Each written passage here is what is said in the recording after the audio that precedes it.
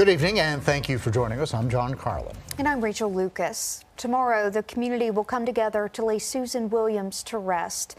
To many, she was a cherished public servant, but to her family, she was Gran. 10 News anchor Abby Coleman sat down with Susan's family to celebrate the story of her life, focusing on how she lived and not how she passed.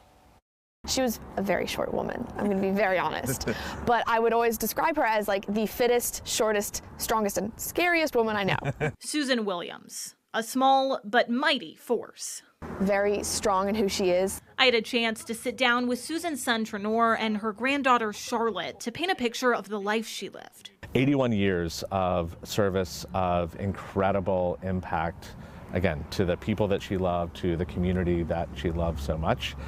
Rather than focusing on the last minutes of her life. I think that if we're going to honor her and do it well, like, it's up to us to do that. To the world, she was an incredible public servant. But to Charlotte and her other 3 grandchildren, she was simply Gran. She was loving and, yes, definitely a little spoiling, but I think she really enjoyed being able to do that. Family was a cornerstone of her life, with over 50 years of marriage and a legacy of children and grandkids. Trenor and Charlotte say this weekend is an opportunity to reminisce.